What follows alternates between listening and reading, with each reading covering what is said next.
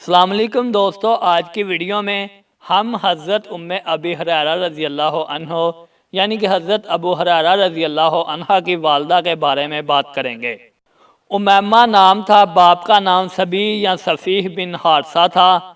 ناظرین، حضرت ابو ہریرہ رضی اللہ عنہ جو ان کے صاحبزادے تھے مسلمان ہو چکے تھے، تاہم وہ مشرک تھی۔ ایک دن انہوں نے حضرت محمد صلی اللہ علیہ وسلم کی شان میں گستاخی کی تو حضرت ابو ہریرہ رضی اللہ عنہ کو سخت ناگوار ہوا۔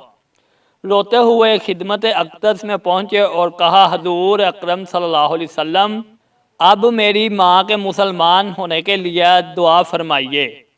حضرت محمد صلی اللہ علیہ وسلم نے دعا کی۔ ادھر ان کی حالت میں وقتاً انقلاب پیدا ہو گیا۔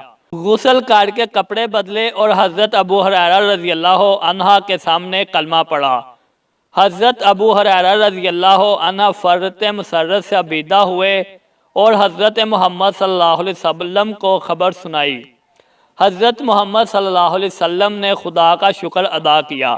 ناظرین، ان کی وفات کی تاریخ معلوم نہیں۔ اولاد میں حضرت ابو ہریرہ رضی اللہ عنہ زیادہ مشہور ہیں۔ دوستو، یہ تھی آج کی ویڈیو۔ اگر اچھی لگے لائک کریں، کمنٹ کریں اور چینل کو سبسکرائب کریں۔ شکریہ۔